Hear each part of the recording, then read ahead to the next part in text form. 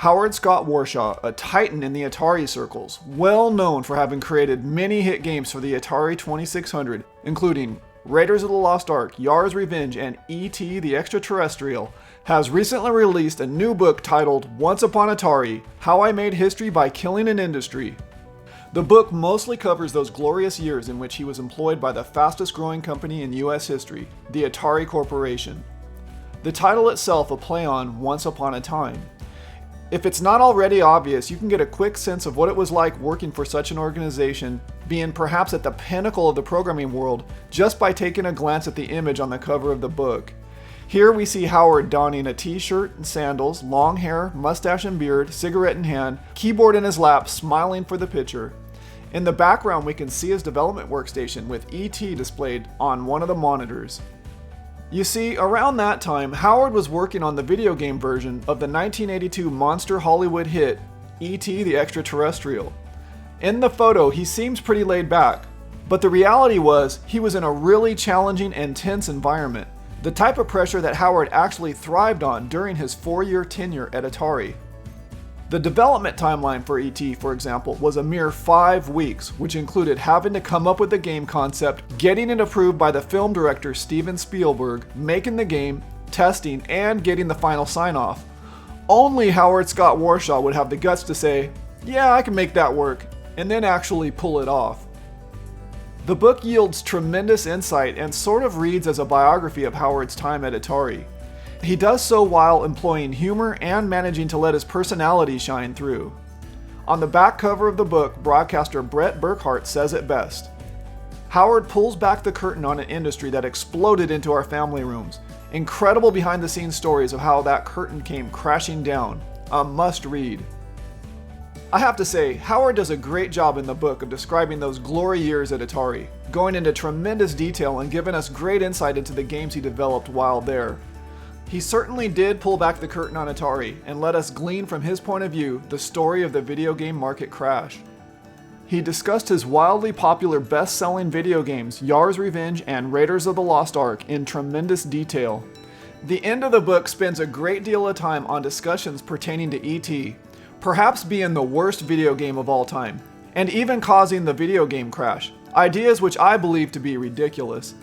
If it were true, then as he had mentioned, he had both the best-selling video game of all time, Yar's Revenge, 4.5 million copies, and the worst video game of all time, E.T. Every game he put out while at Atari sold in the millions, making him a cash cow and a bit of a rock star. He did point out several times that although E.T. was panned by many, it did still manage to sell over 1.5 million copies, even after accounting for returned games in stock buried in the desert. Having said that, E.T. only had a 5-week development schedule, whereas his other games had at least 6 months of development time. If I had to be critical of anything regarding the book, I'm not really a fan of the time traveling technique of starting a story in the present time, then right when it gets interesting, jumping back in time to tell another story, and then continuing with the original story. I prefer more of a sequential timeline, but I understand why it was done, to sort of build up excitement and generate interest later on in the book. Overall, I found the story contained within the book to be entertaining, humorous, and eye-opening. Howard Scott Warshaw's personality shines through exceptionally.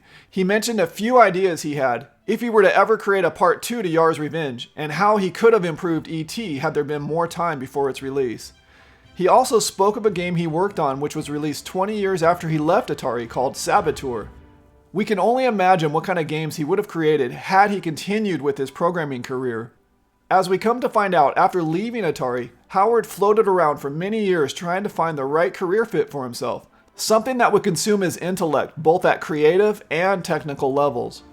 I was glad to find out he found the perfect career for himself, therapy, and is now employed as a psychotherapist. The last few sentences of the book put it well. Howard loves cultivating new skills and finding creative ways to apply them. Howard is a complex person who can be summed up in 5 words: passion with a balanced perspective. My friend and fellow Atari Age user Steven Ramirez had this to say about the book. This book is not just about Atari or the worst video game of all time. This is an intimate, insightful, and inspiring read. I, for one, am grateful that Howard took whatever amount of time was necessary to complete this book, which affords us the opportunity to join him on his life's journey from video game pioneer to psychotherapist. And here's a really cool photo of Steven Ramirez with Howard Scott Warshaw at the 2015 Classic Gaming Fest. I want to thank Steven Ramirez for sharing this photograph and his amazing quote with me. Howard's ideas and genius were cultivated during a unique period in history when one single individual could come up with a design idea, implement the code, and essentially complete an entire video game by himself. Howard took that exact approach several times during his tenure at Atari. I took my time slowly reading this book, sort of savoring it a chapter at a time.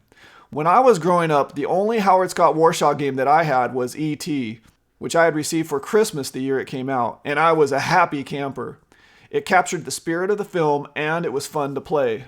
You can pick up the ebook on Amazon.com for about $10 and the paperback for $15. Highly recommended.